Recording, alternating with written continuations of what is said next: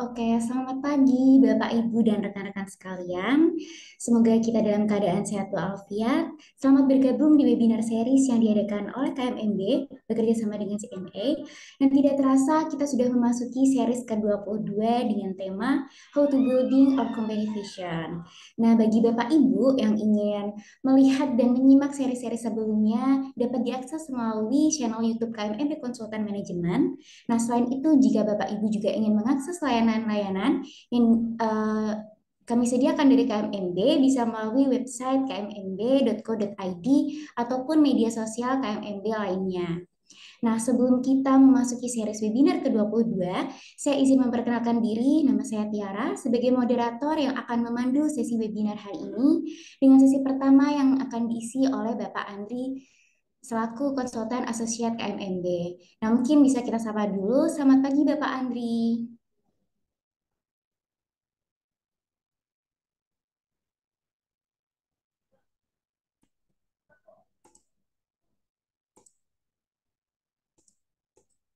Oke, mungkin Bapak Andri masih terkendala jaringan. Jadi mungkin kita akan sedikit bahas terkait materi yang akan dibicarakan ya hari ini. Nah, untuk materi hari ini kita akan bahas how to building our company vision, di mana sesi ini akan terbagi menjadi dua yang akan diisi oleh Bapak Andri dan juga Ibu Rismalia. Oke, mungkin di sini sudah ada Bapak Andri. Selamat pagi, Bapak Andri. Pagi, Mbak Tiara. Oke, Maaf mungkin koneksinya suara ya terputus ini. nggak apa-apa, Pak. Mungkin suara saya sudah terdengar jelas ya, Pak. Jelas? Oke, Ya. baik. Nah, gimana nih Pak pagi hari ini? Baik kabarnya, Pak? Alhamdulillah baik. Mbak Tiara bagaimana kabarnya? Alhamdulillah baik juga Pak. Tetap semangat ya Pak, meski Jumat pagi ini masih pagi-pagi, tapi kita udah memberikan materi dan insightful untuk ibu bapak yang ada di sini. Oke, mungkin kita nggak perlu berlama-lama lagi. Pada webinar series kali ini akan membahas bagaimana membangun visi untuk sebuah perusahaan dengan beberapa langkah yang akan kami sampaikan nanti untuk mencapai tujuan perusahaan. Nah, serta hal apa aja sih yang perlu kita perhatikan dari pentingnya menciptakan dan membangun visi untuk sebuah perusahaan. Baik, tidak perlu berbasa-basi, saya serahkan kepada Pak Andri, dipersilahkan. Baik, terima kasih Mbak Tiara ya. Selamat pagi Bapak Ibu dan rekan-rekan, ketemu lagi. Ya, minggu kemarin sudah dengan saya, minggu ini dengan saya lagi ya. Semoga tidak bosan ya Bapak Ibu sekalian.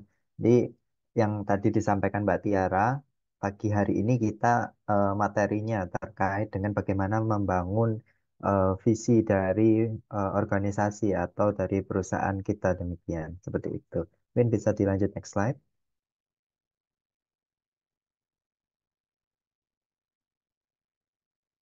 Ya, mungkin kalau kita bicara terkait dengan eh, visi ya, dengan visi dari organisasi kita mungkin kalau diibaratkan sebagai atau diilustrasikan begitu ya, kita bisa mengilustrasikan visi itu sebagai atap dari rumah kita. Seperti itu. Jadi visi adalah apa yang menjadi payung, apa yang menjadi eh, apa namanya? yang melingkupi organisasi kita seperti itu ya diibaratkan. Jadi kalau kita bicara dengan terkait dengan visi atau tujuan organisasi dia pasti ada di atas. Artinya visi tersebut memang yang jadi tujuan bagi perusahaan di masa depan seperti itu. Nah, kalau kita bicara terkait dengan visi tadi pasti banyak ya aspek-aspek atau bagian-bagian lain dari perusahaan dia yang mendukung yang sifatnya supporting bagaimana perusahaan itu atau bagaimana kita bisa mencapai visi yang sudah kita tentukan sebelumnya seperti itu. Nah, diibaratkan sebuah rumah, mungkin kalau kita bicara rumah pasti kita kan butuh penopang ya, kita butuh pilar penopang supaya rumah itu kokoh seperti itu. Nah, apa sih pilar penopang eh, dari sebuah visi katakan. Nah, pilar penopang dari sebuah visi itu macam-macam ya Bapak Ibu. Mungkin kalau yang diilustrasikan di gambar itu kan penopangnya adalah misi dan juga value. Dalam artian ketika visi kita menjadi to create local opportunity, growth and impact in every community and country around the world, maka apa yang bisa kita lakukan untuk mewujudkan visi itu, maka kita harus empower every person and every organization on the planet to achieve more. Sehingga eh, misi ini seperti yang saya katakan tadi menjadi pilar atau yang menjadi eh, pondasi salah satunya, menjadi salah satu pondasi dalam kita membangun visi kita. Kemudian misi ini juga ditopang oleh value.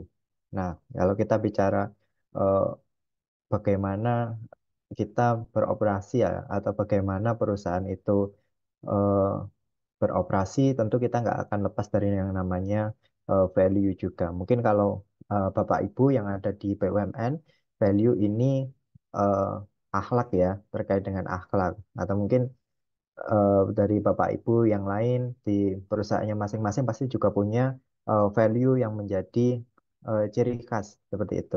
Yang menjadi ciri khas perusahaan yang melekat secara erat menjadi DNA dari perusahaan Bapak Ibu sekalian. Jadi memang eh, dalam membangun visi perusahaan itu kita nggak bisa hanya melihat visinya saja. Dalam artian ketika kita membangun sebuah visi, kita juga harus menentukan, kita juga harus eh, coba analisis apa sih komponen pendukung atau supporting activity yang bisa membantu kita meraih visi perusahaan seperti itu. Kalau dibaratkan tadi seperti rumah. Nah, ke next slide.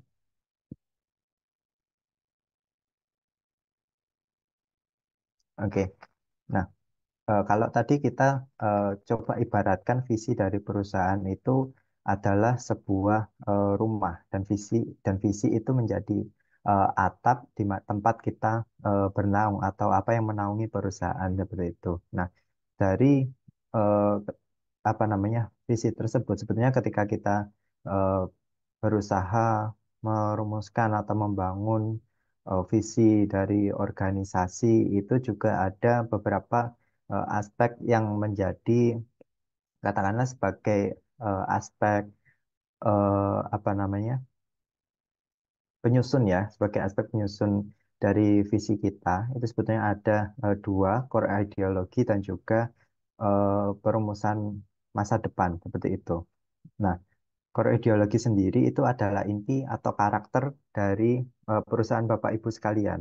Sehingga ketika kita merumuskan sebuah visi, kita bisa katakan visi itu sebagai visi yang efektif itu ketika memang visi yang kita tulis atau yang kita tentukan itu menunjukkan ideologi dari perusahaan Bapak Ibu sekalian. Nah, sehingga memang eh, dalam penentuan visi kita nggak bisa lepas dari DNA perusahaan kita. Dalam artian kalau kita bicara misal Bapak Ibu perusahaannya ada di industri infrastruktur, kemudian dalam penentuan visi, of course Bapak Ibu akan menentukan em, sih dalam lingkup industri infrastruktur. Contohnya menjadi perusahaan infrastruktur terkemuka, menjadi perusahaan infrastruktur terkemuka dan terintegrasi seperti itu. Nah, itu kan tidak lepas daripada karakter perusahaan Bapak Ibu sekalian seperti itu. Nah, dari core ideologi sendiri sebetulnya ada dua penyusun terkait dengan core ideologi. Yang pertama ada core value dan yang kedua itu core purpose. Kalau eh, kalau kita bicara terkait dengan core value ya, maka kita bicara sebuah sistem dan panduan yang artinya guidebook atau guideline ya, guideline dari perusahaan Bapak Ibu yang eh, menuntun menuntun setiap aspek dalam perusahaan untuk mencapai tujuan inti yang sudah ditentukan atau mungkin apa namanya kita juga bisa bicara mungkin apa namanya core value itu yang menjadi DNA bagi sebuah perusahaan seperti itu. Nah, terkait dengan core value ini memang tidak perlu ada justifikasi eksternal dalam core value. Artinya dalam penentuan core value, Bapak Ibu tidak perlu eh, secara simpelnya tidak perlu memperhatikan tanggapan atau tidak perlu memperhatikan benchmark dari perusahaan-perusahaan serupa eh, yang perusahaan Bapak Ibu sekalian, karena memang core value ini asalnya dari perusahaan kita, dari perusahaan Bapak Ibu sekalian yang memang itu secara eh, nurtur ya. Core value ini sifatnya nurtur dalam artian memang dibentuk, dan ini yang memang Bapak Ibu dan rekan-rekan sekalian bentuk, memang Bapak Ibu dan rekan-rekan sekalian setting dalam perusahaan itu seperti apa nanti core value, hingga secara apa namanya, pandangan dalam core ideologi ya, ini juga akan yang menjadi perekat. Nah, perekat dalam artian ketika perusahaan Bapak Ibu sedang melakukan ekspansi, katakan contohnya sedang melakukan ekspansi, pengembangan pasar, sehingga Bapak Ibu membuka cabang di mana-mana, katakan seperti demikian. Nah, eh, harapannya eh, cabang-cabang baru atau mungkin perusahaan-perusahaan yang menjadi pengembangan dari perusahaan Bapak Ibu sekalian itu masih em, memiliki identitas yang sama. Dalam artian tidak ada perbedaan secara value yang diusung oleh masing-masing cabang seperti itu. Sehingga core value ini bisa dikatakan sebagai perekat gitu ya. Ibaratnya sebagai perekat atau sebagai lem yang menyatukan eh, setiap bagian dari perusahaan itu supaya tidak, dalam tanda kutip, tidak kehilangan jati diri atau tidak kehilangan identitas yang menjadi DNA perusahaan. Nah, kalau kita bicara identitas atau DNA perusahaan kan mungkin Bapak Ibu juga ada kaitannya dengan namanya brand image ya, seperti itu. Jadi perusahaan Bapak Ibu itu dikenal sebagai perusahaan yang seperti apa sih? Kalau kita bicara apa namanya, perusahaan katakan apa ya, kalau kita bicara mie instan lah contohnya, katakan kita bicara mie instan, mungkin yang tergambar ya, tergambar atau mungkin langsung lewat di pikiran Bapak Ibu sekarang adalah Indomie seperti itu. Nah, supaya hal-hal seperti itu juga tidak hilang ketika ketika eh, perusahaan Bapak Ibu mungkin sedang melakukan ekspansi dan juga hal-hal lain yang terkait dengan pengembangan perusahaan, itu core value menjadi perekat. Kemudian yang kedua ada core purpose, yang mana itu adalah alasan paling mendasar kenapa perusahaan Bapak Ibu dan rekan-rekan sekalian itu ada. Ini juga mencerminkan bagaimana eh, motivasi yang sifatnya idealis sebetulnya ya terkait dengan core purpose ini. Motivasi idealis dalam melakukan pekerjaan di perusahaan. Ini kalau eh, apa namanya? Oh ya, ini juga apa namanya, sebetulnya sedikit, bukan sedikit, memang bersinggungan dengan core value ya. Kalau core value tadi kita bicara DNA dari perusahaan kita, kemudian kalau core purpose kita bicara kenapa perusahaan kita itu ada. Mungkin satu lagi contoh untuk core value, eh, mungkin Bapak Ibu sudah eh, apa namanya, familiar atau kenal dengan Toyota ya. Ya, kalau Bapak Ibu tahu, di Toyota itu ada namanya Toyota Way, yang mana itu apa namanya, sebagai DNA perusahaan, sebagai value dari perusahaan dalam yang memang benar-benar diterapkan dalam setiap eh, bagian atau setiap aspek dalam perusahaan. Nah, itu contoh dari satu contoh tambahan lagi untuk core value tadi. Kemudian kita di core purpose ya, balik lagi adalah alasan paling dasar kenapa organisasi atau kenapa perusahaan Bapak Ibu itu ada seperti itu. Mungkin sebagai contoh, eh, kalau kita sekarang mungkin sudah sangat familiar dengan yang namanya ojek online ya, seperti Gojek, Grab, dan lain sebagainya.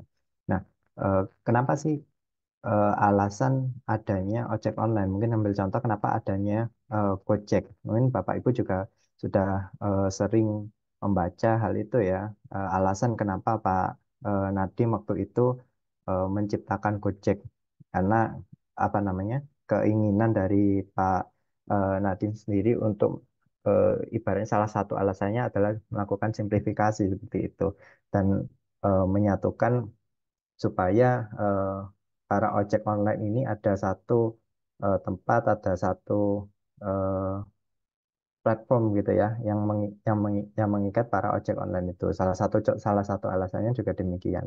Nah, eh, itu yang itu juga yang menjadi dasar ya, maksudnya dalam penentuan core ideologi perusahaan. Perusahaan Bapak Ibu dan rekan-rekan sekalian ini ada untuk apa? Atau mungkin secara tujuan kenapa perusahaan Bapak Ibu dan rekan-rekan ini diciptakan seperti itu.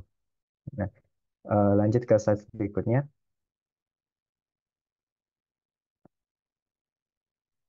Eh, Dan untuk eh, value perusahaan ya memang kalau kita bicara value, harapannya harapannya itu adalah sesuatu yang timeless ya. Memang dalam artian kalau kita bicara value harusnya itu yang melekat pada perusahaan selama perusahaan itu masih ada.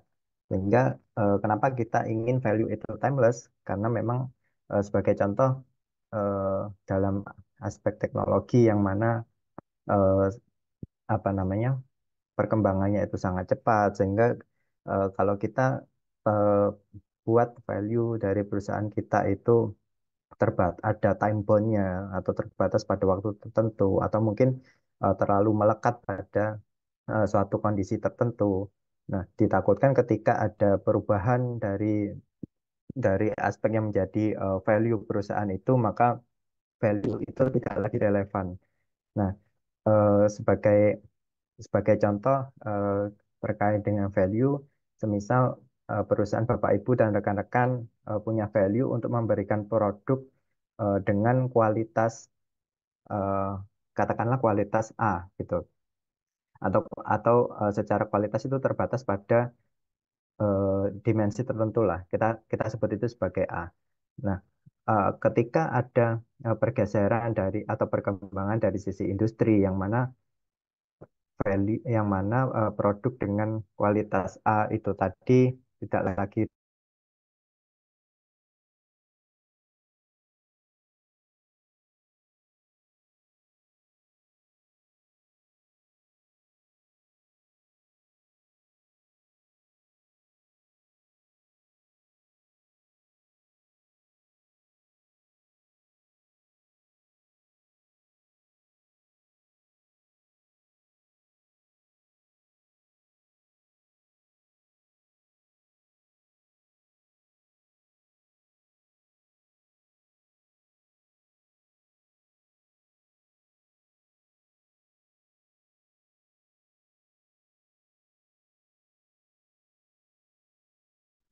Oke, mungkin karena ada masalah kendala jaringan, ya sepertinya Bapak Rizky Andri ini ada masalah jaringan yang terputus.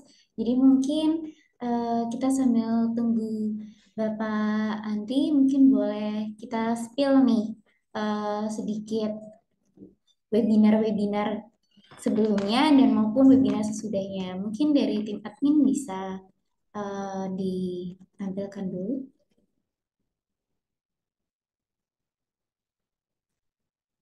Oke, baik. Nah, mungkin Bapak Ibu kita sambil nunggu Mas Andri kembali dengan koneksinya, saya mau spill sedikit nih buat webinar series selanjutnya, webinar series ke-23, yaitu kita akan bahas tentang The Five Competitive Force That Shape Strategy.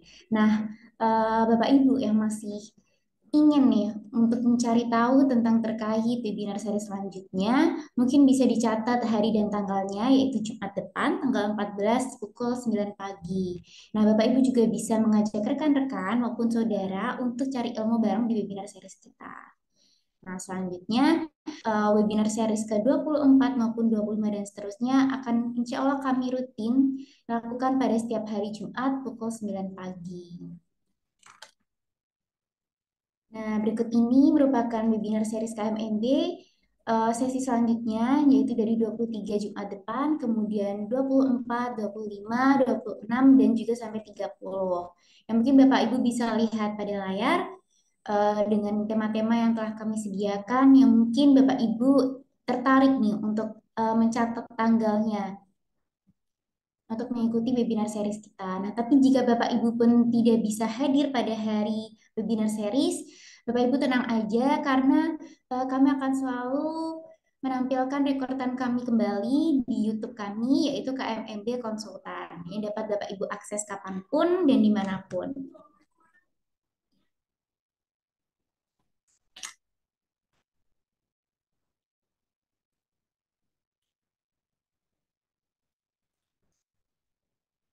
Oke, mungkin kita sambil tunggu Bapak Andri join, mungkin kita boleh sapa pembicara kita di sesi kedua nih. Mungkin di sini ada Ibu Rismalia. Selamat pagi, Ibu. Selamat pagi, Mbak Tiara. Suara saya jelas ya? Jelas-jelas, Ibu. Ya, selamat pagi Oke, gimana dan kabarnya, semangat Bu? pagi bagi rekan-rekan semua. Alhamdulillah Iya, baik. masih semangat ya, Bu, ini. Walaupun kita masih Insya menunggu Mas Allah. Andri. Oke, Iya, mungkin sepertinya koneksinya. iya, mungkin kita tunggu sebentar sambil kita berkenalan nih dengan Ibu Rismalia selaku pembicara sesi kedua kita. Nah, kira-kira di sesi kedua nanti kita kan akan memperdalam materi yang telah disampaikan oleh Mas Andri ya. Eh, Iya, Kira-kira kita betul. akan bahas apa sih Bu Rismalia di sesi kedua nih? Un ya, mungkin jadi sebut saja spill-spill sedikit ya.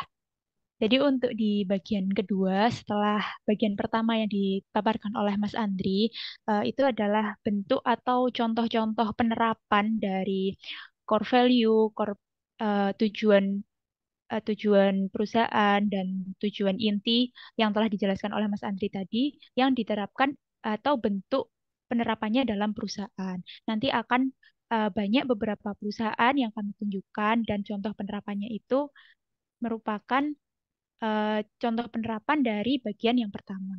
Mungkin seperti itu. Oke, mungkin selagi saya juga menunggu konfirmasi nih dari Pak Andri, karena kebetulan, oh, Halo, halo Mbak Tiara. Alhamdulillah sudah join kembali. Baik, Eh, mohon selamat maaf kembali laptopnya Bapak. laptopnya tiba-tiba mati. Iya, nggak apa-apa Bapak. Mungkin ya Oke. first major ya Pak, hal yang tidak bisa Iya. kita Heeh. harapkan.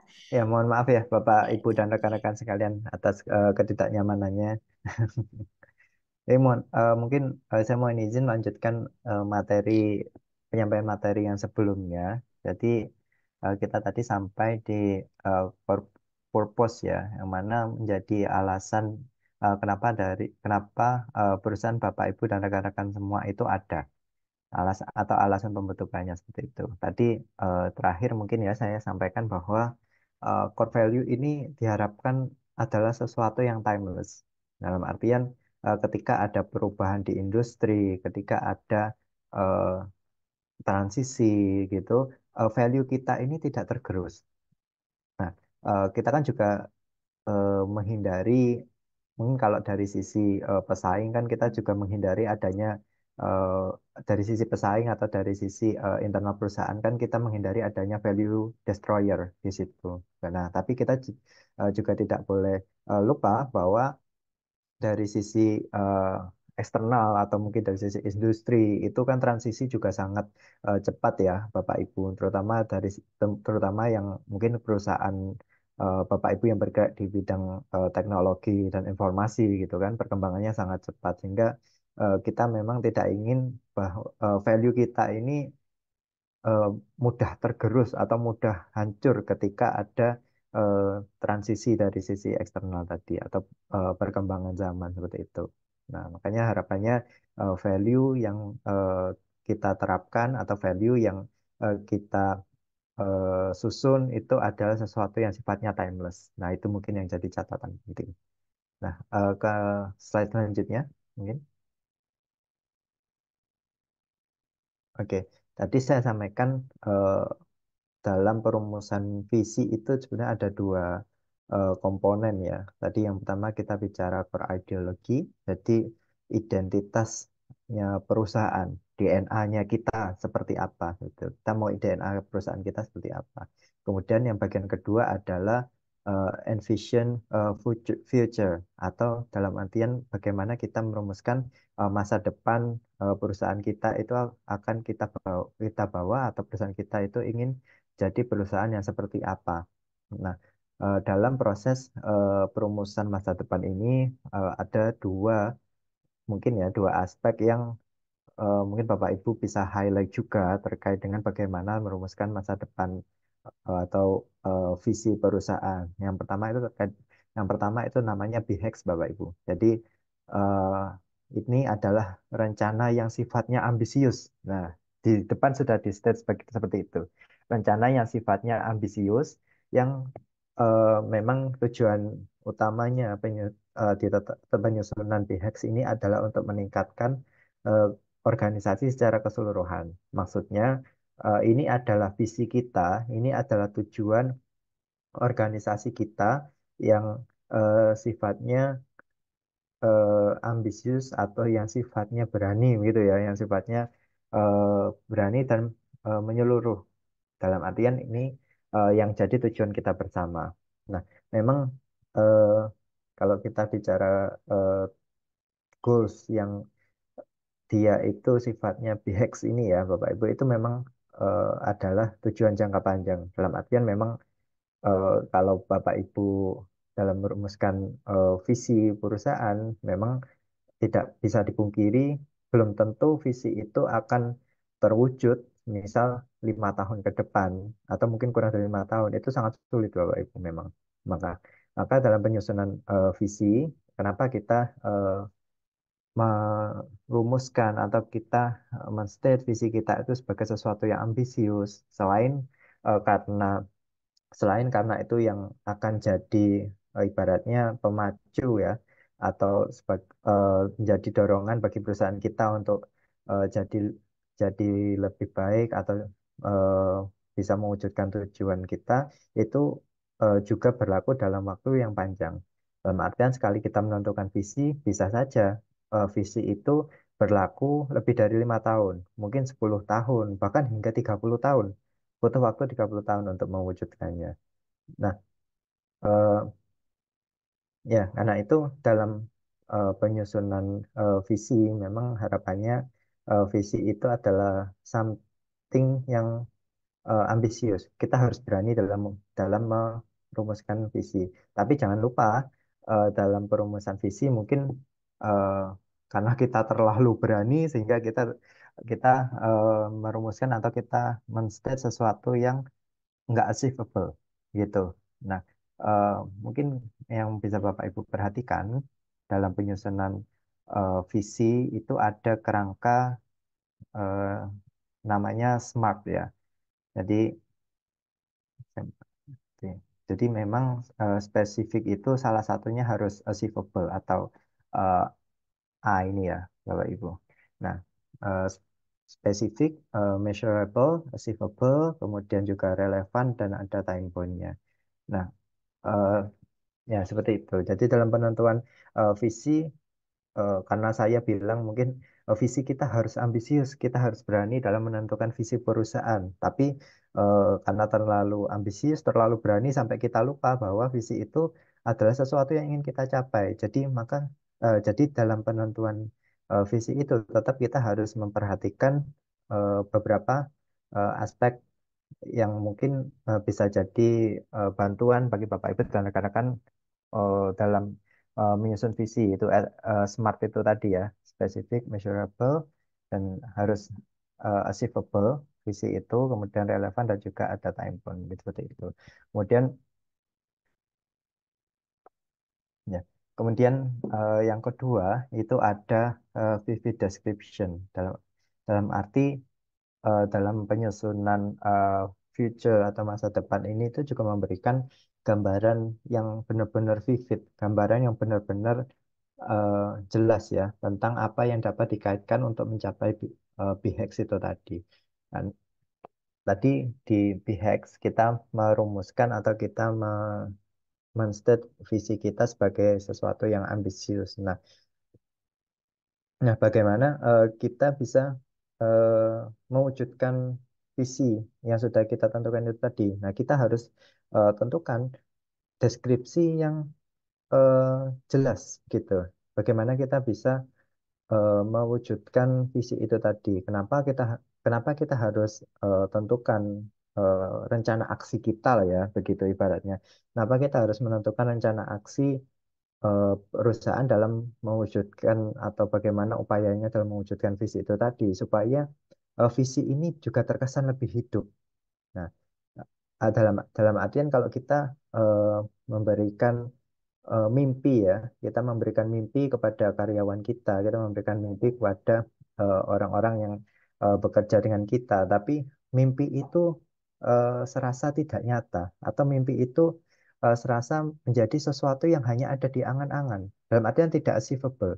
Nah, itu kan menjadi mungkin secara motivasi ya, mungkin secara motivasi kerja untuk mewujudkan visi itu juga setinggi, tidak akan sebagus ketika kita memberikan pandangan yang jelas terkait dengan mimpi kita. Dalam artian bagaimana kita memberikan guideline atau kita menentukan pathway supaya kita sampai ke visi kita itu seperti apa.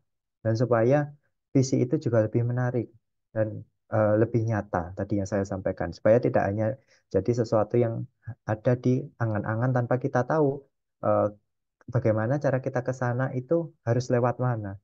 Kalau Bapak Ibu ingin ke Surabaya, kalau Bapak Ibu ingin liburan ke Surabaya contohnya, tapi Bapak Ibu nggak tahu jalan ke Surabaya itu lewat mana sih? Apakah lewat, kalau Bapak Ibu dari Jakarta, misal apakah harus lewat Jogja dulu? Ataukah harus lewat Semarang dulu, lewat utara atau lewat selatan? Bapak Ibu nggak tahu jalannya, maka itu akan jadi sesuatu yang mungkin eh, Bapak Ibu mungkin akan merasa, aku malas ke Surabaya kan aku nggak tahu jalannya. Nah, kasarannya seperti itu. Tapi beda kalau Bapak Ibu bisa menentukan eh, pathway-nya, jalannya melalui penentuan mungkin berupa rencana aksi atau sejenisnya, bagaimana kita dapat mencapai atau mewujudkan visi kita, itu akan lebih menarik seperti itu. Nah, itu dalam penyusunan eh, apa namanya penyusunan masa depan. Nah, ke slide selanjutnya.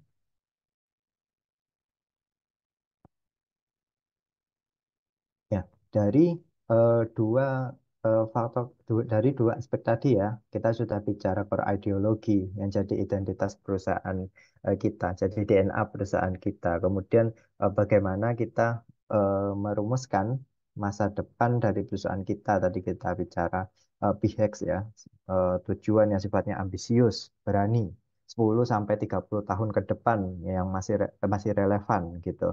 Nah, dari dua aspek itu tadi itu ibaratnya kalau kita kombinasikan menjadi yin, yin dan yang seperti itu.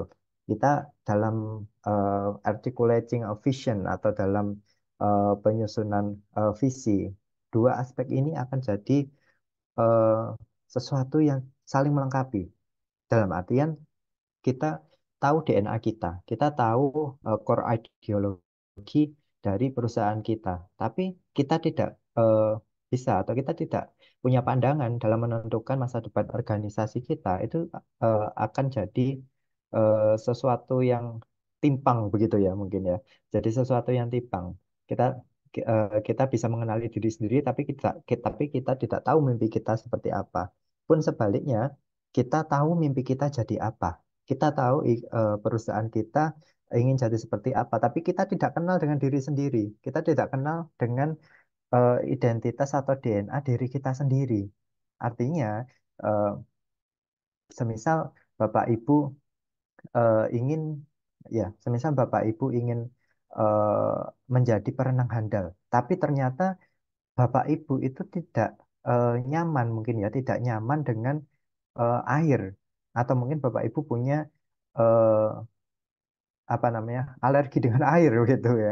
Nggak tahu ya ada alergi dengan air atau tidak begitu. Jadi semisal demikian, Bapak Ibu ingin jadi perenang tapi eh, ternyata dari diri sendiri itu alergi dengan air atau tidak nyaman dengan air, maka dalam prosesnya itu akan jadi sesuatu yang sangat challenging dan eh, mungkin akan menjadikan mimpi kita itu jadi sesuatu yang mustahil bahkan seperti itu.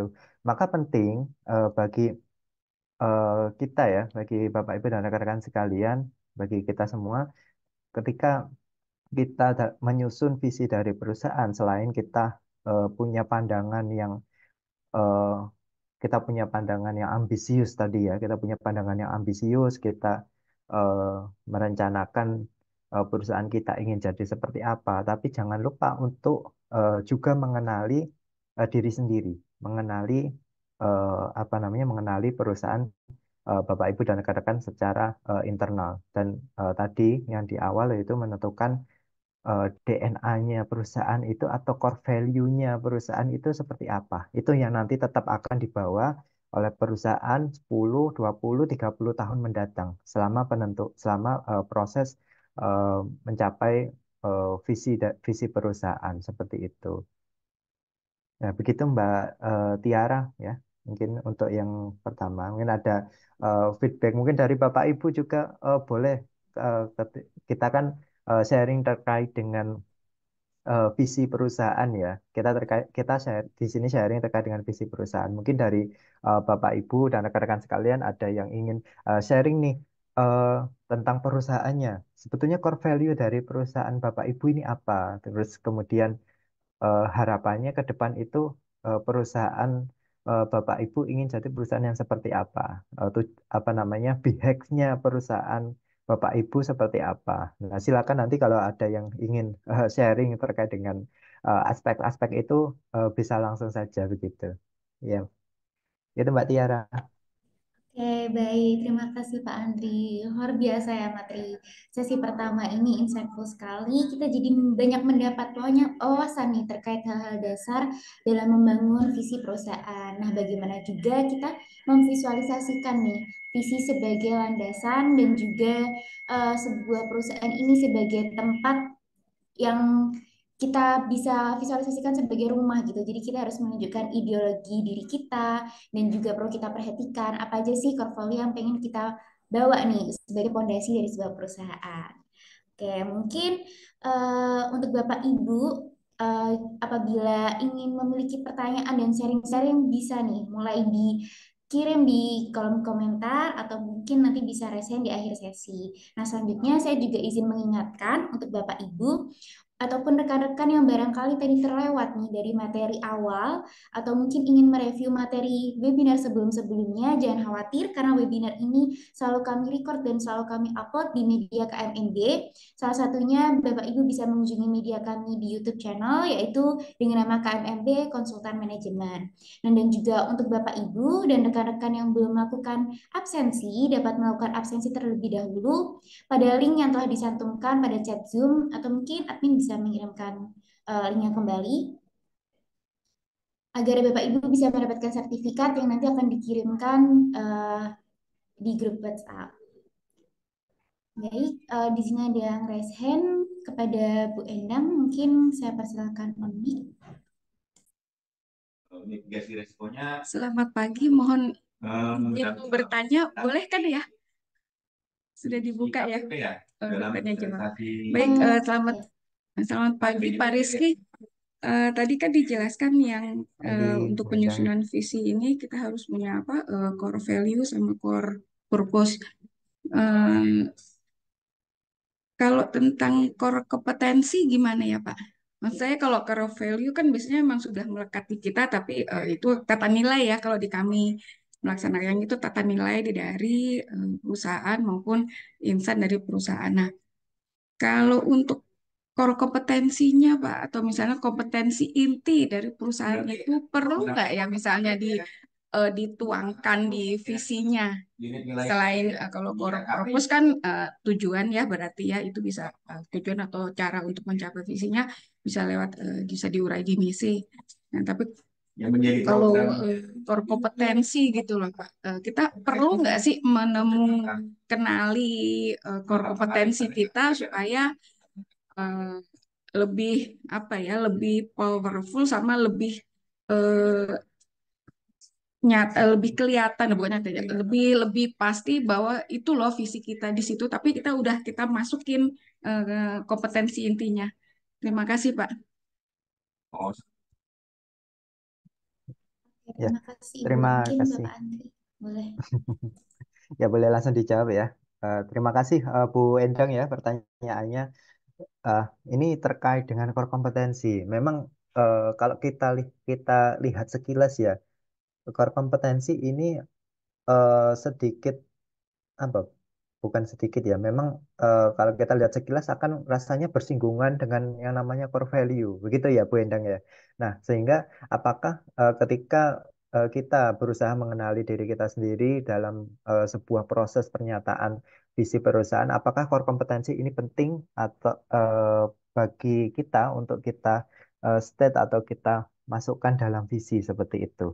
Nah, tadi yang saya highlight memang core kompetensi ini bersinggungan dengan core value, tapi keduanya punya mungkin bisa kita katakan level yang berbeda dalam proses penentuan visi. Dalam artian eh, tadi kalau kita bicara core value itu DNA perusahaan kita. Tapi kalau core kompetensi kita berada di kita bicara di level eh, working level begitu.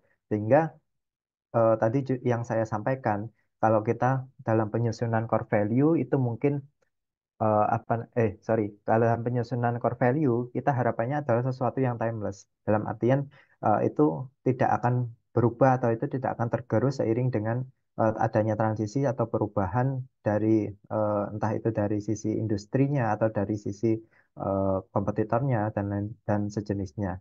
Nah, kalau kita bicara core kompetensi, nah core kompetensi ini kan sesuatu yang terus berkembang ya, apa namanya Bapak Ibu. Jadi kalau kita bicara core kompetensi A di tahun ini, mungkin core kompetensi A ini tidak eh, atau tidak relevan lagi kalau kita bicara di tahun 2030 semisal. Nah, ini kan terus mengalami perkembangan sehingga eh, mungkin kita bedakan dari sisi levelnya. Kalau, kalau dalam penentuan visi, berarti kita tentukan sesuatu itu yang memang ada di eh, C-level, C-level atau di corporate level. Kemudian kalau kita bicara kompetensi tadi, itu kita bicara di working levelnya. Ya memang dalam penentuan visi, eh, mungkin kita juga eh, penting ya, kita juga penting juga untuk menstate apa sih kompetensi inti atau apa sih yang menjadi keunggulan dari perusahaan kita. Nah, tapi eh, kalau ditanya apakah eh, apa namanya core kompetensi itu tadi masuk dalam core ideologi perusahaan, itu rasanya berbeda level Bu Endang. Nah, mungkin ada tanggapan dari Bu Endang ya. Silakan. Baik Kak, terima kasih jawabannya. Cuma boleh nggak sih Pak, kita misalnya gini ya, kita nentuin visi nih untuk 10 sampai 30 tahun ke Boleh. depan, tapi begitu situasi berubah, entah pasar, entah eksternal maupun internal juga, terus kita ganti ini visi kita. Gitu. Walaupun sebetulnya saat kita mengganti visi itu kita harus ukur dulu visi yang kemarin sudah tercapai atau belum. Gitu. Ya, Gak apa-apa kan Pak? Biasa kan gitu. restatement begitu ya maksudnya Bu Endang ya. Kenapa Pak? Restatement terkait dengan visi perusahaan gitu ya, Wedang. Iya, heeh. Heeh. Mm-mm. Ya, Sebenarnya ciri-ciri visi itu boleh berubah tuh gimana sih Pak? Apa misalnya udah nggak relevan, kategori relevan, efektif itu kan berarti harus kita ukur ya Pak ya. Berarti kita betul. harus punya indikator untuk mengukur visi kita tercapai atau enggak, kan gitu ya Pak? Iya, betul. Nah, eh, ya betul yang disampaikan Bu Endang tadi ya. Dalam penentuan visi itu memang kita juga perlu indikator untuk mengukurnya. Dalam artian mengukur sejauh mana sih keberhasilan kita dalam mewujudkan visi tadi. Kalau mungkin Bapak Ibu apa namanya? Dalam penyusunan visi tadi itu kan di slide yang pertama memang diibaratkan sebagai sebuah rumah ya. Visi itu adalah eh, atap yang jadi eh, yang menaungi perusahaan kita. Kemudian di bawahnya ada pilar-pilar penyusun, ada eh, apa namanya komponen-komponen lain yang menjadi pendukung dalam mewujudkan visi. Tadi ada apa namanya misi perusahaan. Kemudian ada juga dari sisi value di perusahaan. Nah, eh, tentunya ketika kita merumuskan visi, eh, tentu kita akan turunkan kan ya, Bapak Ibu sekalian. Kita akan turunkan itu dalam bentuk mungkin pengukurannya ada apa namanya rencana strategis dan juga KPI gitu. Tentu itu akan turun ke KPI, itu yang akan jadi ukuran kita yang tadi disampaikan Bu Endang ya, apakah eh, upaya kita dalam mewujudkan visi itu selesai. Apa namanya sejauh mana kita bisa kita sudah mewujudkan visi itu. Kemudian kapan sih perusahaan rasanya harus melakukan penyesuaian, harus melakukan restatement ya, restatement pada visi itu. Nah, eh, ketika ketika perusahaan eh, katakan shifting ya, dalam artian ini, saya ambil satu contoh. Kebetulan kemarin itu di 2023. Mungkin kalau Bapak Ibu ada yang berasal dari industri modal ventura ya. Tahun 2023 kemarin itu ada POJK baru, POJK 25 tahun 2023 yang mengatur tentang industri modal ventura. Nah, yang awalnya modal ventura ini punya dua layanan mungkin ya, pembiayaan dan juga penyertaan.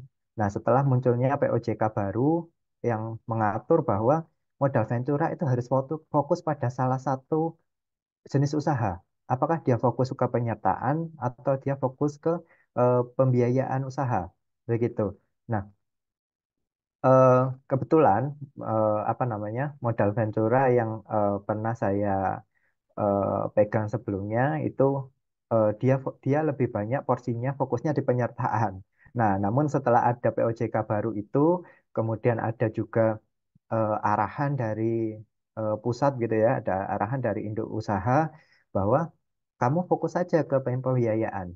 Nah, otomatis visi perusahaan yang sebelumnya dia itu lebih banyak menggambarkan layanan penyertaan itu harus di restatement, Wendang. Nah, dengan adanya POJK baru tadi dan juga arahan dari induk, sehingga ke depan visi perusahaan itu akan di restatement atau akan disesuaikan eh, menjadi visi yang dalam artian lebih menggambarkan harapan atau mimpi perusahaan di sektor pembiayaan. Nah, contohnya begitu. Jadi, memang ada momen-momen tertentu ya, entah itu momen yang secara eh, momen yang terjadi secara nature, dalam artian visi kita mungkin sudah tercapai, kemudian kita harus menentukan visi baru. Nah, itu kan nature ya. Ada juga yang sifatnya nurture. Nurture atau dibentuk itu contohnya tadi, ada aturan baru, ada arahan baru, sehingga kita harus melakukan penyesuaian. Nah, begitu Bu Endang. Baik Pak Rizky, terima kasih banyak. Baik, terima kasih Bu Endang. Baik, silakan Mbak Tiara, mungkin bisa dilanjut.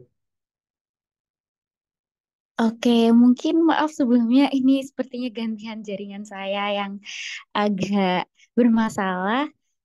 Oke, mungkin karena tadi kita sudah membahas pada sesi pertama terkait eh, visi dan pondasinya, maka selanjutnya kita akan masuki sesi kedua di mana di sini tadi sudah sempat kita spill-spill juga ya bersama Ibu Rismalia terkait materi sesi kedua. Nah, mungkin boleh nih tanpa basa-basi kita langsung aja.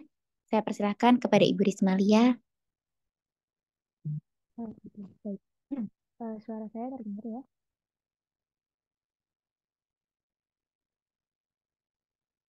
Oke.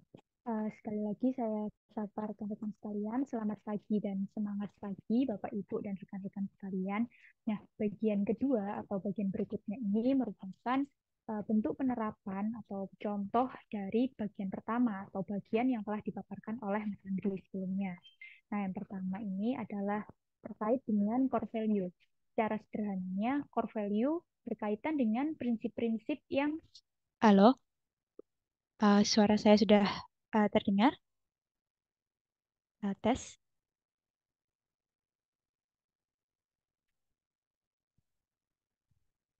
Terdengar Bu. Oke, saya ulangi mungkin ya. Jadi bagian pertama ini terkait dengan core value atau secara sederhananya core value itu berkaitan dengan prinsip-prinsip yang diterapkan dalam perusahaan atau bisa diartikan prinsip-prinsip yang mencerminkan perusahaan itu sendiri atau yang dipaparkan di bagian satu secara sederhananya bahwa core value ini adalah DNA dari perusahaan itu. Nah, beberapa contohnya ada perusahaan Merck, ada perusahaan Nordstrom, Philip Morris, Sony, dan Walt Disney. Nah, coba kita fokus pada salah satu perusahaan, yakni pada perusahaan Merck. Ada 5 core value yang dimiliki oleh perusahaan ini. Mungkin fokus di poin yang ketiga, perusahaan ini memiliki core value bahwa science-based innovation. Dan yang di poin kelima ada profit but not profit from work that benefits humanity. Artinya perusahaan ini ingin mencapai profit, tapi tidak semata-mata bahwa profit yang diinginkan itu adalah sebesar-besarnya atau sebanyak-banyaknya. Namun profit yang dicapai ini harus tetap memperhatikan benefit humanity. Yang berikutnya ada perusahaan Nordstrom, di mana perusahaan ini menerapkan core value pelayanan pada pelanggan itu adalah segalanya. Pelayanan kepada pelanggan itu menjadi utama yang ingin dicapai perusahaan. Nah, juga ada bahwa core value yang dia itu kerja keras dan produktivitas individunya yang sangat tinggi, tidak ingin merasa puas. Nah, dari core value tersebut dapat disimpulkan bahwa perusahaan ingin menciptakan brand image kepada customer-nya, ingin menciptakan brand image kepada kompetitornya. Yang berikutnya ada perusahaan Philip Morris yang kerja keras dan perbaikan diri terus-menerus. Lalu ada perusahaan Sony yang mendorong kemampuan dan kreativitas individu. Lalu ada perusahaan Walt Disney yang fokus pada core value kreativitas, mimpi, dan imajinasi. Atau dapat diartikan bahwa core value atau DNA perusahaan yang ingin dicapai dari Walt Disney adalah sesuatu yang menyenangkan, dapat mewujudkan mimpi dari customer-nya, mewujudkan imajinasi masa kecil customer-nya, atau mewujudkan sesuatu yang sekiranya mustahil tapi dapat diwujudkan oleh Walt Disney itu sendiri. Bisa dilanjut slide berikutnya. Nah, yang berikutnya merupakan bagian terkait dengan tujuan inti. Nah, tujuan inti ini merupakan alasan perusahaan tersebut ada.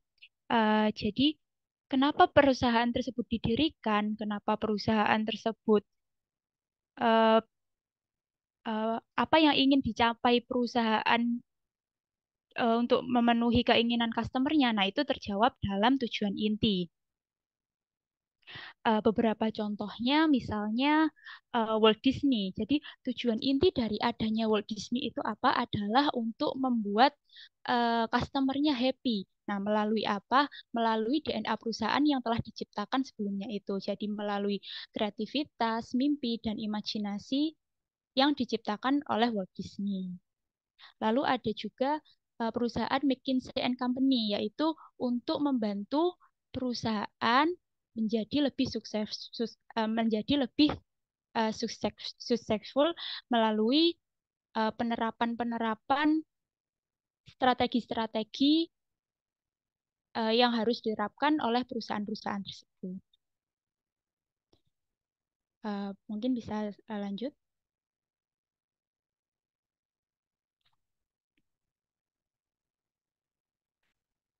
Oke, yang berikutnya adalah terkait BHEX. Nah, BHEX ini sendiri tadi telah dijelaskan pada bagian pertama. Secara sederhananya, BHEX merupakan rencana ambisius perusahaan. Nah, dalam menerapkan rencana ambisius perusahaan ini bisa melalui beberapa poin. Yang pertama itu target BHEX-nya yang dapat diukur baik melalui pengukuran secara kualitatif maupun kuantitatif. Ada contohnya ini dari Walmart. Dia itu menerapkan target BHEX dengan menjadi perusahaan yang mencapai nilai perusahaan sebesar 125 miliar dolar pada tahun 2000.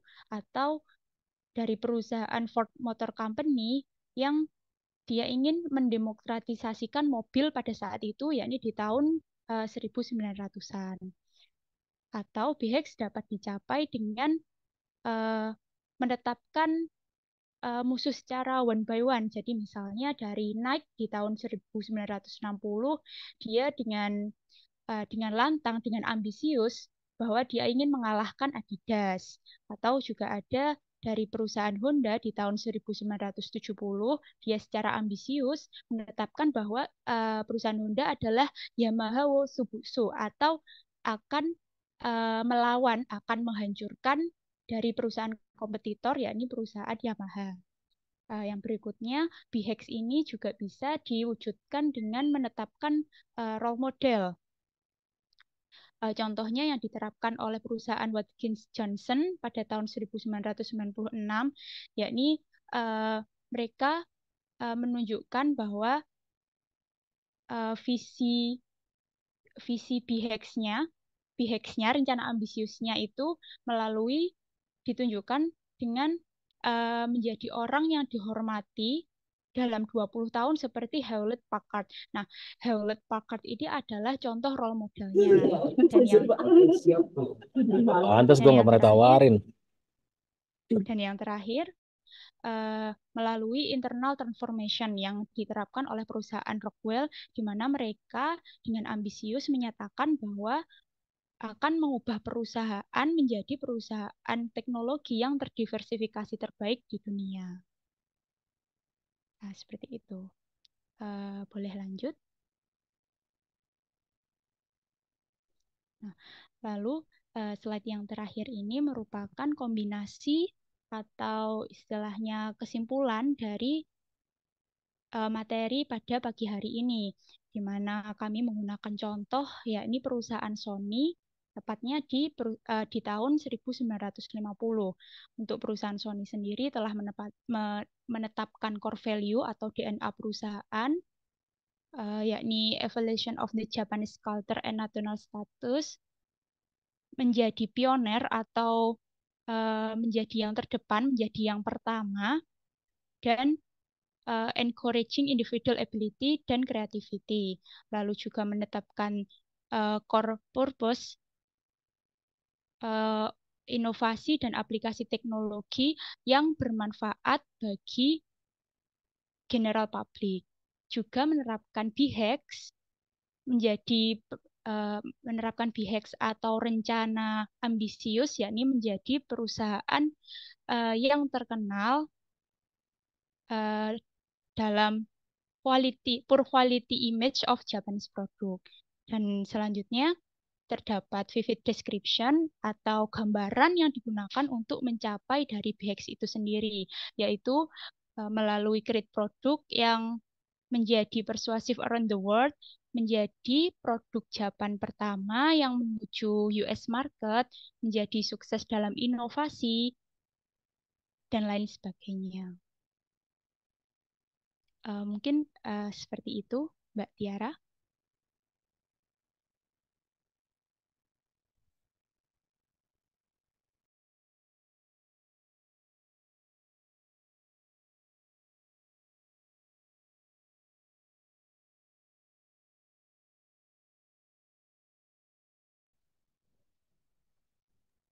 Ya, mungkin Mbak Tiaranya sedang mengalami masalah jaringan.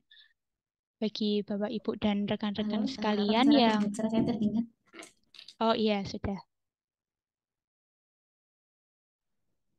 Oke, maaf memang tadi beberapa kali terkendala sinyal dan juga tidak bisa kami antisipasi. Mungkin tadi itu sekaligus sesi terakhir kita ya, dari sesi pertama dan sesi kedua yang membahas terkait implementasi nih di perusahaan nyatanya, realnya, setelah tadi kita mengetahui bagaimana sih materi yang disampaikan pada sesi pertama.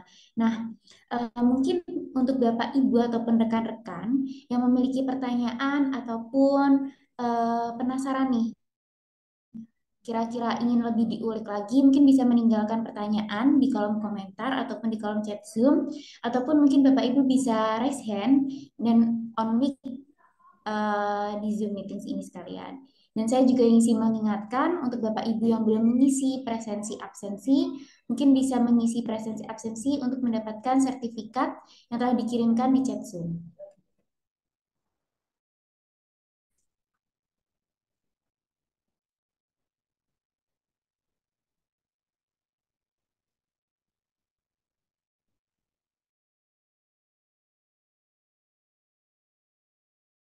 Ya, silakan Bapak Ibu dan rekan-rekan jika ada pertanyaan yang lain ya, atau mungkin silakan yang ingin sharing-sharing terkait dengan visi misi di perusahaannya.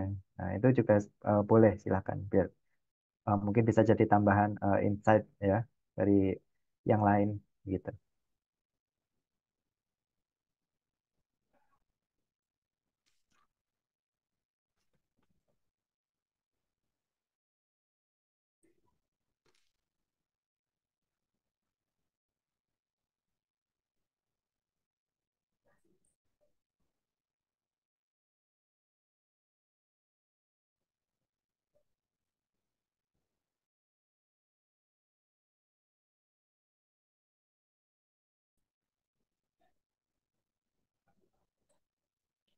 Ya, memang memang dalam apa namanya penyusunan visi dan misi ini erat kaitannya sama mimpi gitu ya. Namun kadangkala itu tadi yang sempat saya singgung juga ketika kita bermimpi tapi kan mimpi kita mimpi itu kan ingin supaya mimpi itu bisa terwujud ya. Nah, kadangkala beberapa kasus yang mungkin bisa kita temui bersama. Ya, mungkin ada beberapa kasus yang kita pernah temui bersama penentuan visi atau tujuan perusahaan itu eh, sesuatu yang terlalu tinggi, targetnya terlalu tinggi sehingga dia itu nggak achievable dan apa namanya mimpi hanya akan jadi mimpi begitulah ibaratnya. Ya, Mbak Tiara sudah bergabung kembali.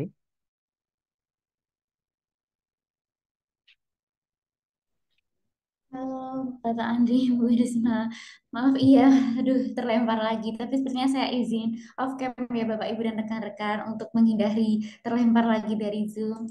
Oke, mungkin ini saya melihat ada pertanyaan di chat Zoom. Dari Ibu Anik Yuliati, mohon izin bertanya untuk membangun visi ini, apakah tanpa mempertimbangkan kapasitas dan kemampuan kita seperti adanya keterbatasan resources dan kelangkaan sumber daya kita. Dengan kata lain, besar angan-angan tapi sulit dijangkau. Mohon pencerahannya mungkin Bapak Andri atau Ibu Risma bisa menjawab pertanyaan dari Ibu Anik Yuliati. Ya, saya izin jawab ya, Mbak Tiara. Terima kasih Bu Ani pertanyaannya.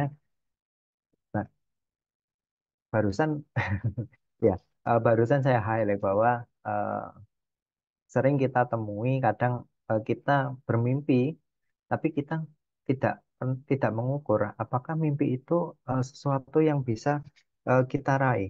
Nah, mungkin kalau kita bicara mimpi secara harfiah ya itu wajar ya kita hanya bermimpi kemudian kita nggak mengukur. Tapi kita bicara dalam konteks korporasi.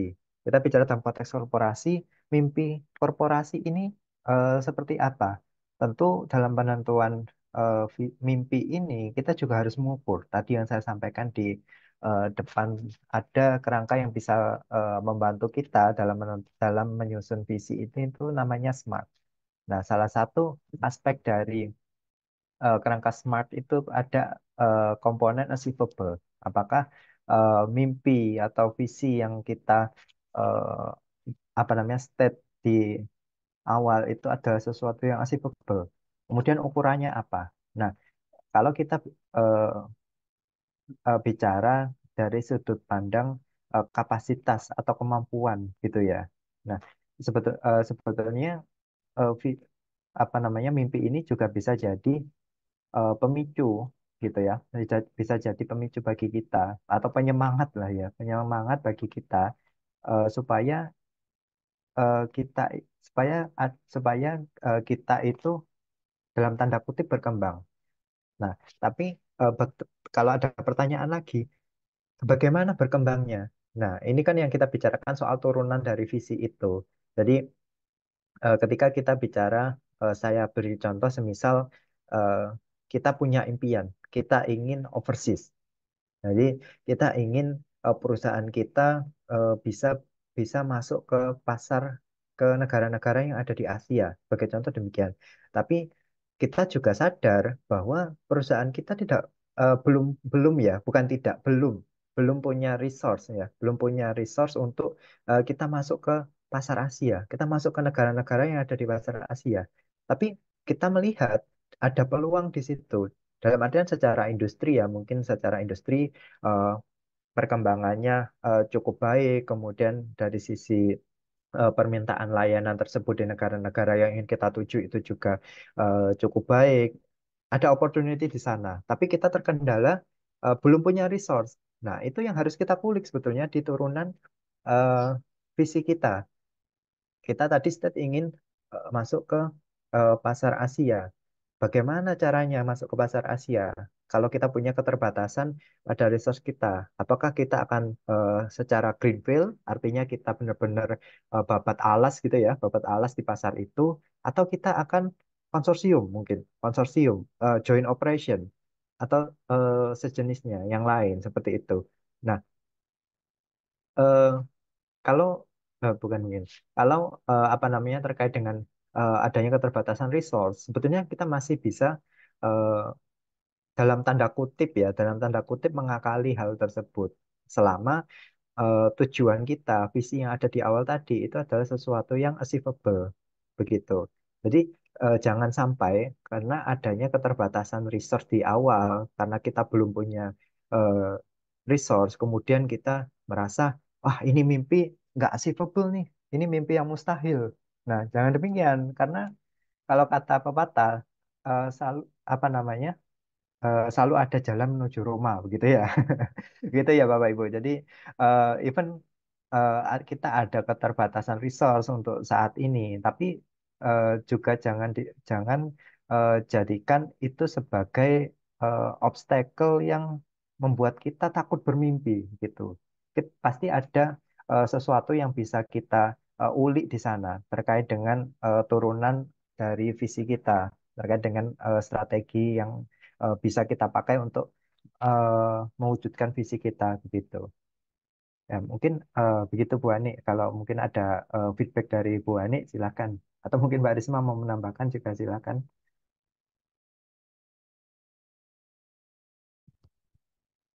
Iya.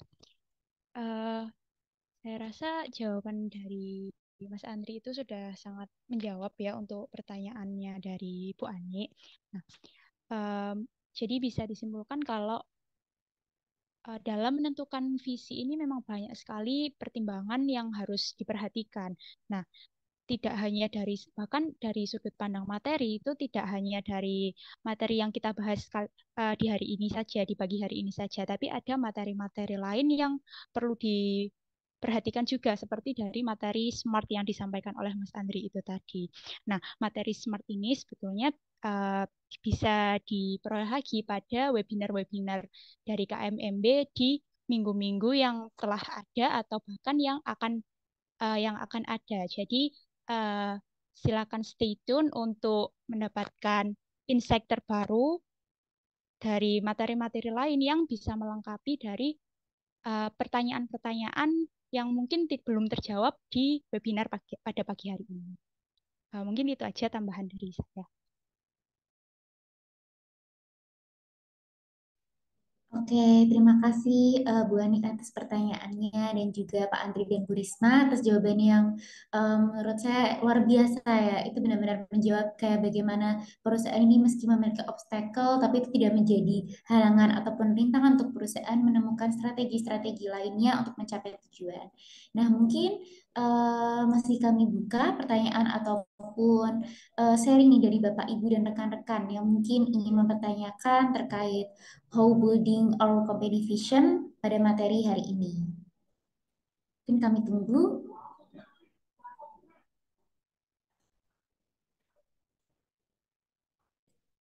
Saya juga izin mengingatkan kembali kepada Bapak, Ibu, dan rekan-rekan yang belum mengisi absensi untuk pendapatan sertifikat, mungkin dapat mengisi absensi terlebih dahulu pada link yang telah diberikan oleh admin di chat Zoom.